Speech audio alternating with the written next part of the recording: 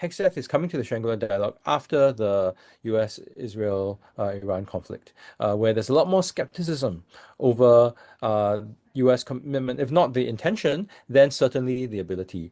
And also there's a lot more skepticism surrounding the volatility of US policy. So what he says and how states respond will be quite key. And I suppose he would probably be asked to provide some clearer justification for the US action in Iran and to provide some indication of on how that situation there will stabilize and ease some of the pressure for countries in this region. I doubt there'll be any clarity, but those are sort of points of contention that you might want to watch. Given the greater volatility in US policy, the questions of commitment will be amplified.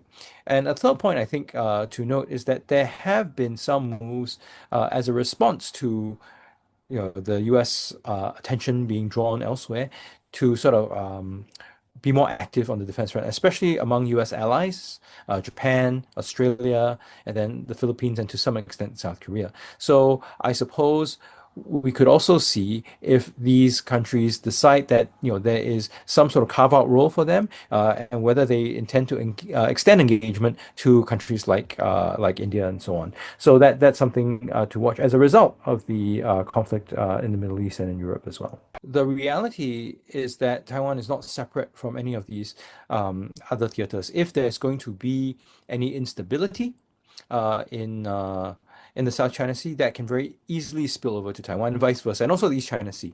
So in many respects, it's one theater. Even though in people's minds, they like to compartmentalize because it makes these issues a little bit less complicated to deal with, and they seem more boxed in. But the reality is that I don't think it is, really possible to separate these things out. I mean, part of the reason why Japanese Prime Minister Takaichi Sanai had talked about Taiwan being, really important to Japan's survival is recognition of this geographic fact.